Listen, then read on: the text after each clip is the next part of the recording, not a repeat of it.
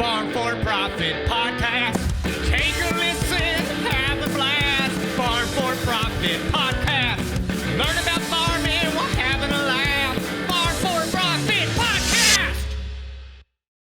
So, Dave, this is a fun opportunity for us to talk with one of the leading technologies in the crop sector. We've got Jason Cope here. He's the co-founder and chief intellectual property officer for Pollen. It is fun to see him bring more than 20 years of industry experience and development of theoretical and applied engineering solutions from leading global agribusinesses like Corteva Agriscience and Bayer. In his roles, he leveraged that broad knowledge to bring this intellectual company to us. So it's fun opportunity for us and our listeners to learn about Pollen today. Welcome to the podcast, Jason. Well, it's a pleasure to be here. Before we get too deep into this, I did a high-level introduction. Why don't you tell our listeners a little bit more about who Jason is? All right. Well, I am a graduate of Iowa State University. Go Clones. It goes back to 1995. I'm definitely a clone. Engineering, biology, and environmental science were the disciplines I went into. And, I started off thinking I was going to do something in environmental engineering. And it was an evolving area of discipline. And started working for a seed company right out of school, a little off from the environmental path. But found out pretty quickly innovations in agriculture really drive what, the heart of the heartland. And there's great things that can be done to improve agriculture and the sustainability of processes, and found myself doing it ever since. Awesome. So we're here today to talk about Pollen. Let's start off with your elevator speech as to who Pollen is. All right. Well, thank you for the opportunity. Pollen, we're an Iowa-based company, so just down the road from you guys. I was going to say, it's just up the road, Tanner. Yeah. That's right. And, we're about 8.5 years into our existence here. And Pollen is really about, there's been a long felt need in agriculture for, believe it or not, preserving pollen. Because when you think about it in agriculture, the only state in a crop's maturity that's not actively managed is the pollination state. And you leave it to the elements. And the lack of reliability you can have because of impacts of weather, environmental factors, mistiming in agriculture. And this company has found a way to preserve pollen actually for years. And it's the type of pollen that typically dies within minutes to hours. And we're using that technology to, at the end of the day, help the farmer to have a better agricultural outcome, more reliability, more options for the farmer, improved yield. And I'm sure we'll get into more of those specifics as we discuss today. So, Jason, I'm just guessing, if you're preserving something, we're going to reapply it. So I'm guessing there's a backside to that where you're then selling or applying that pollen where needed. Yeah, and so the basis for the company, the backbone, is really intellectual property. And so, of course, there's a licensing aspect to what we do. You can probably see yellow on my shirt right now. I just came back in from the field actively collecting pollen out of a grain field. And what we do is we store that, and then we have machinery where the farmer is able to go in and reapply that pollen at the right time to maximize yield. How are you reapplying? Is this with drones, or how does that happen? So we've developed, because none of this technology existed before Pollen really started building the scalability of the process, we have constructed large-scale pollen collection units. So high clearance vehicles that drive through the field and pull in mass amounts of pollen, which we then store. And then we have developed application systems which go out and effectively meter the pollen back onto the silks. So, Dave, I'm going to quiz you. How do you think the pollen is collected? Boy, I would think, like when we're detasseling, they got those cutters that cut. Yeah. I would think we're just cutting it off and then somehow harvesting the cutoff portion. See, to me, I was just imagining like a giant vacuum. Oh. And each row had a vacuum that went down the row itself. Are we close, Jason? You're thinking dairy cattle. Yeah. Tanner gets the prize in this case. So we actually built a completely custom system that surrounds the tassel as you go down the row, and it uses negative pressure to pull the pollen It's non-destructive to the tassel. The tassel is still going to shed pollen right after we drive by it, and it's going to continue shedding that pollen. But it's a very non-destructive process. It's very effective. So how do you think it gets reapplied? Put the reverse on the vacuum and blow her back on. I was imagining like a helicopter fan or it's whatever. got to make sense because if you have high clearance vehicles, so I see like Rogators at your guys' place, we don't need another Rogator, so they got to have some kind of implementation that we're using the same vehicle for both. Yeah, you're exactly right. So we have a different toolbar that pops on, and you essentially meter the pollen, and you're using, instead of vacuum, you're using air to disperse the pollen down towards the silks. So I got to ask, you said 8 years ago, your intellectual property. How has nobody ever thought of this? And then if they haven't, why not? Is it something that just we didn't have the tools for? Or is it something that doesn't have enough rate of return to make the juice worth the squeeze? Yeah, so it's a great question. And there's a premise I've worked on for a lot of my career. Things that people say are impossible are great opportunities because nobody's working on it. There's that rule of, well, just don't go there because it's not possible. And it's a widely held belief that preserving pollen in short-lived crops like wheat, rice, corn, grass species, essentially, just not possible. And we knew if we could break that paradigm and find a way to do it that's cost-effective and scalable, that we'd really have something here. And that's exactly what we've done. So is it only for corn? Where obviously we just talked about the examples for tasseled corn, but does it apply to other crops? It does apply to other crops. Our patent portfolio is very broad, so it's covering even non-row crops. Our focus as a business in terms of generating revenue and building the technology out further has a primary corn focus. But we are active in horticulture. We're active in wheat and rice as two good examples. When you look at corn, wheat, and rice, you have the three largest crops really in the world. So it's a lifetime of work that you could focus on there. But you really start to get the epigenesis of, hybrid wheat can't be produced cost effectively. And now through preserving and directing pollen to cross-pollinate wheat plants, we might break that paradigm too. Tanner, isn't it a bumblebee that transfers pollen? Sure. Yeah. You guys totally need something in your name, like a jingle, like that song. I'm a bee. I'm a bee. I'm a. He needs to paint all those Haggies. That's what he needs to do. Paint black and yellow. Big old bumblebees. Yeah. And need to consider changing our color pattern. And the crops we focus on for the most part are wind pollinated. Of course, corn is one of those that the wind does most of the pollination. But we're right there in harmony with insect pollinated crops. So we can help those, and there's no negative effect to insects. If we're helping with the pollen process, it's a business venture, so there's got to be money associated with. We're Farm for Profit podcast. I'm assuming you can help me be more profitable. Absolutely. Tell me more. So let's walk you through that. As a farmer, so the crop you're planting, hybrid corn being the example, currently it's self-pollinating. So by definition, it's limiting its yield because it's not good to be self-pollinated. Cross-pollination always results in more yield.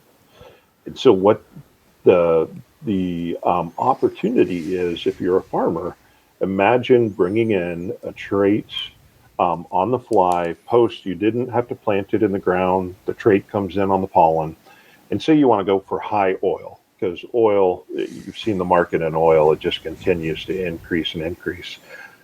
So what we can do is come in and cross-pollinate a racehorse hybrid, a great yielder, with a high oil trait, and not only increase yield, so our average yield increase for a farmer is 8%. We're able to add 60% more oil on the fly and 14% more kernels, which to a farmer, that's $200 additional dollars per acre. Wow. All right, so that goes a long ways. Yeah, that's farther than I actually thought. That was noteworthy. Both Dave and I didn't say anything because we're writing it down on our piece of paper. That's exciting news, and I can see why there's a little emphasis to make sure this is successful. Yeah, and the focus really now is on scaling, because of course the pollination cycle is very short in corn, so you have to be able to hit a mass amount of acres very quickly. And so most of our effort right now is just on continuing to scale out the process. So as you look at scaling this out, so for a description for our listeners, what I drive by every day at your research facility, it looks like you have a 100 different planting dates for corn in the research acres around your property. Is pollen like that? I'm going to compare it to artificially inseminating a cow. With one bull can service a lot of females. Is it the same way? Once you collect the pollen, you can service more acres than usual? Yeah, you're spot on. The average tassel, and I'll sound like a pollen nerd now, probably because I am, but the average tassel contains 3 to 5 million grains of pollen. Holy smokes. The average ear of corn contains about 600 silks. If you're in a hybrid field, you might have 800 silks or so. So the ratio there is incredible. And as you make your pass, what's the percentage of those 3 to 5 million pollen particles that you're collecting? At any given moment, we're probably collecting 10% of what's going to be produced by that tassel. And of course, because we're driving through the field, the tassel is going to continue to produce pollen and shed pollen as it normally would. I mentioned it's a non-destructive process. So then can you make multiple passes? Oh, yeah. So let me stick with your train of thought here. Just like AI in cattle or breeding cattle, there's a time window. And I mean, we heat sink our cattle that there's a time window when they are ready for insemination. So my first question, I'm assuming it's the same with crops, correct? What happens if you miss the time window? Did we just take all the goodie away from the plant when we sucked it out and the weather wasn't right and we didn't blow it back? Well, you didn't. There's a couple things we can do there. So part of the technology is there's about a 5-day window that's primed to get in and apply the pollen. But we actually have a fallback system where we are able to plant in a delay that can come in and cross-pollinate the hybrid as well if you need a backup. And then if you go over to the male side of things, think about the efficiency of a male. If you have a field that's just intended for pollen, you're still going to get the corn yield off that field because it's going to pollinate. Even though you go out there and collect as much as you can, it's still going to self-pollinate well. But you just collected enough pollen, theoretically, to do 100 fields. With 10%, you got enough for 100 fields. Yeah, I hadn't even thought about that because that's the same thing of putting a bull or a boar in a stud and collecting it over and over again, having just a field for the pollen. So we're selling semen at auction. Are you just going to auction off pollen or sell just straight pollen? We're still working on the business model there. We don't see ourselves as a reseller of pollen. We see traits through a seed company as a good example of somebody who's going to have part of the business model footprint to make that pollen available. For us, it's really licensing the process. So it could be just like a co-op goes out and sprays a fungicide, get the same thing through pollen, where you're sharing value, because if a farmer is generating $200 per acre of increased value, then we would get a small fraction of that. Yeah, because I'm thinking about your business model, and obviously we're not going to come up with anything unique on this podcast, but want to speak out loud for our listeners who are probably hollering at their radio right alongside of this is, okay, so I'm imagining, the ways to increase revenue per acre. Because if we're only going to take 10 or 20%, say we make 2 passes out of our field, and we can store and sell that pollen to somebody else, when is the application to where somebody's going to want that pollen? Is it just for the cross-pollination side of things, or am I going to replace the pollen that I just took out of my field and put somebody else's on in the next pass to maximize my yield? Well, you could do either. You could swap pollen from one field to another and basically get the cross-pollination effect, which is a perfectly legitimate approach. And there's also really, and I think you suggested it there, Tanner, there's the opportunity for people to be pollen producers. which is another opportunity to generate revenue out of your field. So now you got me. Let me back up like 20 minutes. Maybe this is a dumb question, and I just don't know. So I'm going to be the dumb listener that's asking this question. Do we pollinate corn on like commercial corn, or is it just for seed corn? So the quick answer to that is seed corn, of course, is all about cross-pollination. Okay. You cross two inbreds together to make a hybrid. That's what's sold to the farmer. Currently in farm fields, there is no pollination other than self-pollination. So this is a completely new construct for a farmer. We may see some listeners that will split a planter between hybrids to create an environment as such, but correct. Seed corn will have a male row planted, and then you detassel all the females, which now it makes sense. If there's so many particles of pollen, that's why only one male row can service 6 or 8 in a field. That kind of all adds up now. Yeah, 3 to 5 million. So as you continue to develop and build the process and technology, I mean, do you see this providing long-term benefits to the hybrid side of maybe cost reduction for seed companies? I probably can't comment on cost reduction for seed companies. I can tell you from a true seed production perspective, there is a very significant cost of goods saving, because we're not only increasing yield, we're increasing reliability of those production fields, which are much more costly than a hybrid field is for a grower or farmer. And that's why currently we've licensed the technology to Corteva and Bayer. And, they see the opportunity to really reduce cost of goods, but also increase reliability. So, question for you. Just totally escaped my mind. I'll give you a chance to think about that. I just had a good one too. Doggone it. And then I was thinking of the names. You've got your headquarters here in Iowa, just up the road from us. But are you focusing on, this technology and its applications other places throughout the country or the world? Yeah, it's a global footprint. So we're active in South America right now. The concept for the grower or farmer, of course, it's lagging a little bit of what we've done in seed production for the seed company. But the intention is that this would be a very much worldwide footprint. I remembered my question. Shoot for it. So, question for you, Jason.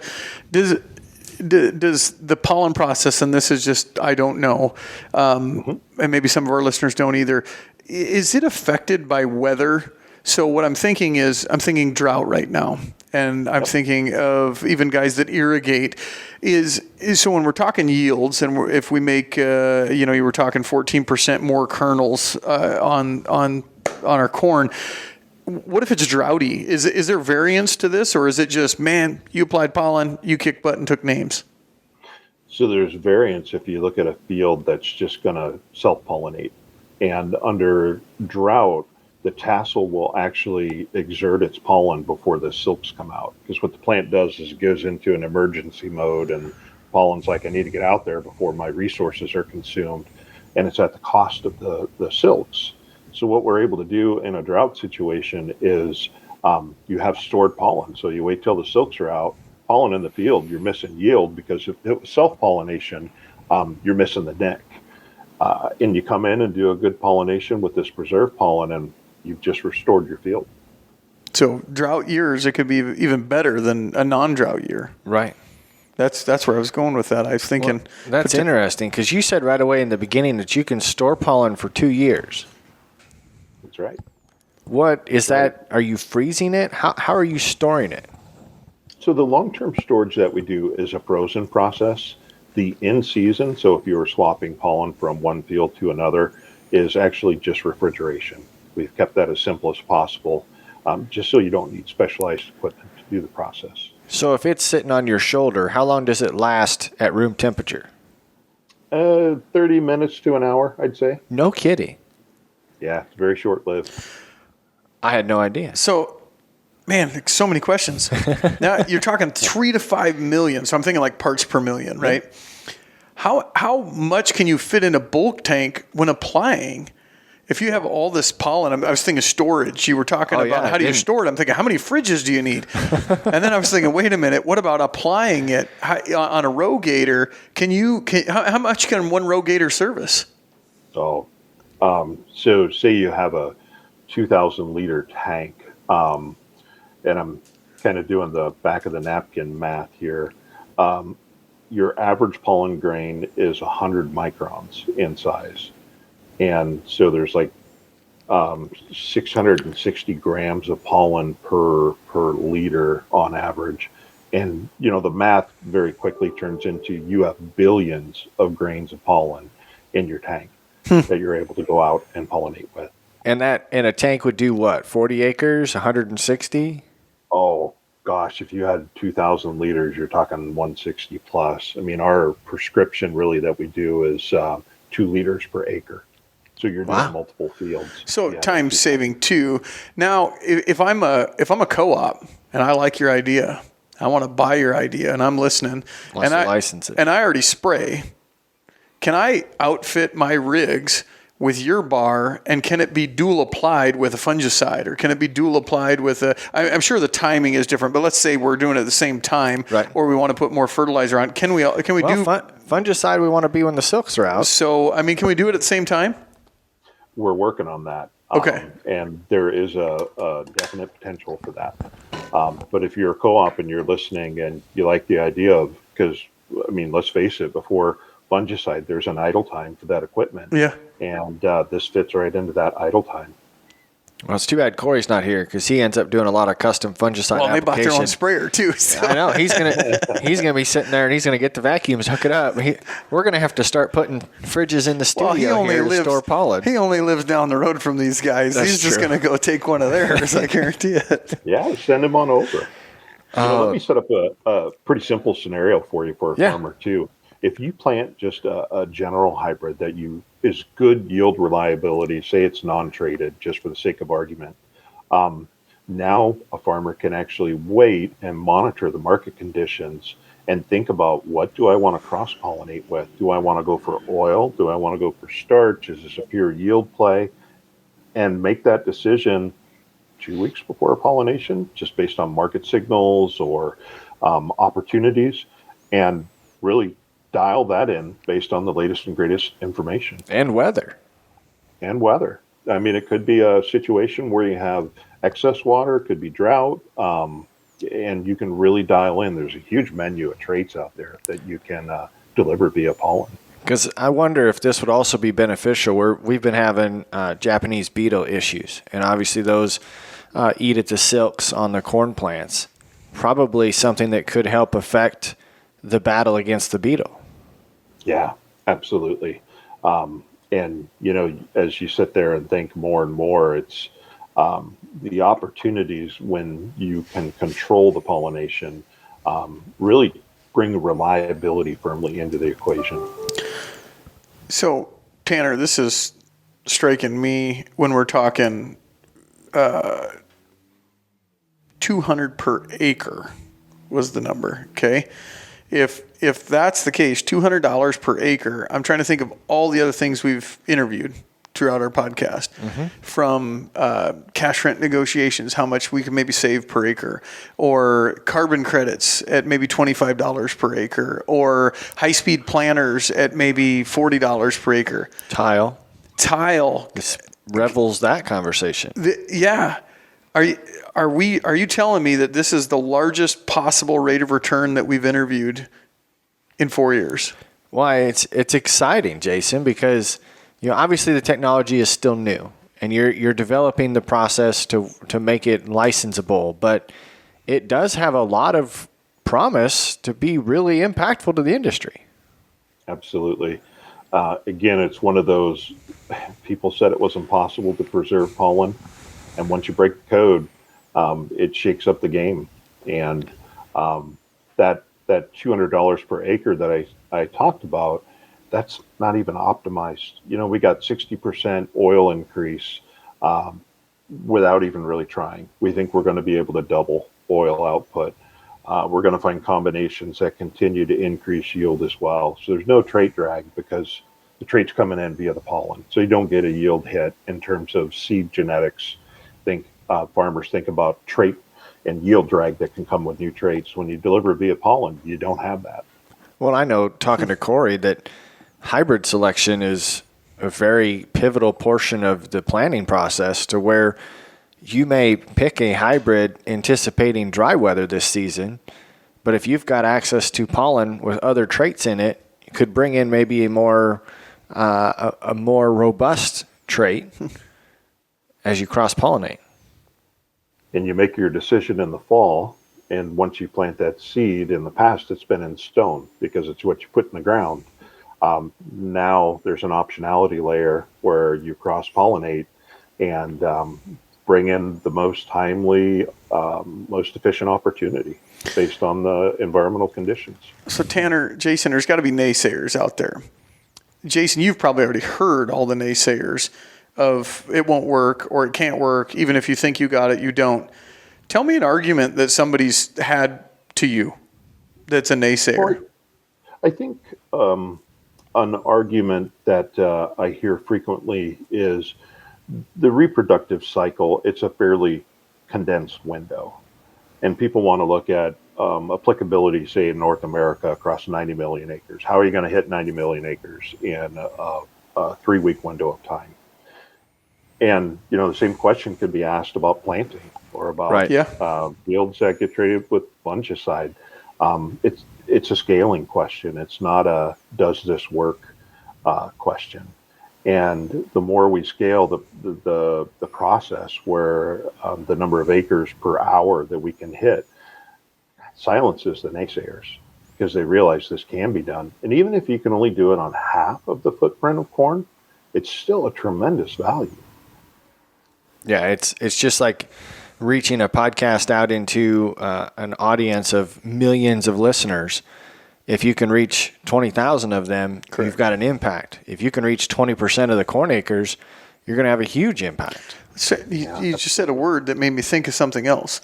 Think of, the world's growing, 6 billion people on the planet, and we're projected to go higher. And I've heard the argument at some conferences we've attended that we can't produce enough. Well, if this increases, 14% yield, that might be.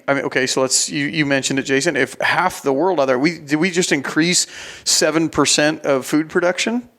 So you said impact. Well, there's an impact on all of society there down the road too. And that's precisely what gets us out of bed in the morning. The opportunity, it's a once in a lifetime, in the sense of you can impact people through better reliability in the food chain and greater productivity per acre. So don't even add new land to the equation. It's greater productivity on existing farms, and feed people that you'll never meet, which is what the farmer does to begin with. Mm-hmm. And you just make them more efficient and effective at what they do. This has been a blast, and I know it's going to be just enough to tease our listeners. They're going to want to learn more, and I know we've got a ton of entrepreneurial spirit in our group of listeners that are probably going to want to reach out to you. So if they want to hook up with Power Pollen, how do they find you guys?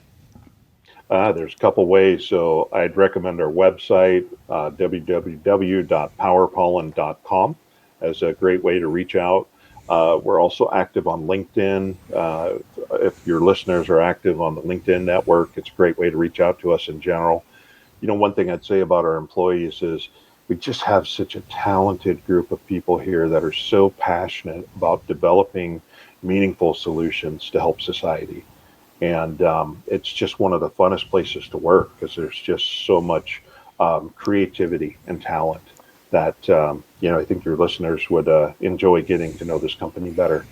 One last thought that I have, Jason, being an entrepreneur myself, I think of entrepreneurial startups, and a lot of people didn't give me credit as an entrepreneur until 3, 4, 5 years in, when they said, all right, all the flashes wore off, now they're actually reliable. You said 8 years, but you're on a lot larger scale. You're still scaling out there. Is there any threat of this still just being a startup, or is this a business? It's definitely a business. I mean, we're in the process of getting to significant revenue generation. Okay. And that takes time. And what I'd say is, there's a hockey stick inflection in your revenue generation when things really take hold. And that's the process we're in right now. Is this is being adopted on, of course, seed company acres for seed production. And as those acres scale out, that revenue becomes more consistent and reliable, continues to grow. And it also enables our ability to focus on new solutions. I love this. Well, Jason, I'm going to try and summarize what we talked about today. Every one of our guests gets blessed with the same question at the end of the episode that we summarize together. That question for you is, if you could go back and stand next to yourself at age 18, what would you go back and tell yourself? So I'm going to try and summarize. Dave, of course, you get tasked with the challenge at the end of the show. Listeners, we had Jason Cope here with Pollen. We were discussing a really exciting technology that could be industry revolutionizing, especially in corn, wheat, and rice. Talked a lot about corn acres today, but we're able to harvest pollen, store pollen, and reapply pollen all strategically to where we might be able to create an increase in oil composition. We might be able to create a yield increase. We know that there's a possibility for more kernels per ear. But the ultimate dollar per acre number that we had come about today was $200 per acre positive impact from doing this. But we also know that the technology is licensable to where this could create business opportunities or strategic plays for you as a listener as you put this together. Learned a lot about pollen, the fact that there's 3 to 5 million particles of pollen, if that's the right terminology to use, coming off of a single tassel. And that pollen can be preserved for years utilizing their storage technique. But if it just sits on your shoulder today, we're talking less than a half hour. So fascinating to learn about that. What I really like is this presents the opportunity for our producers to have a reliable pollen source. We can target and maybe manage and make in-season decisions to help the ROI on your farm. And one of my favorite things that Jason shared with us today that I wrote down is, when people say something is impossible, it's usually a sign of a great opportunity. So that's a key factor that I wanted to share. But ultimately, go check out Pollen. This sounds like a really fun way for us to get closer to technology and reproduction. So before you challenge our listeners, Jason, what would you go back and tell yourself at age 18? That's a good question, and reflection's a really good thing.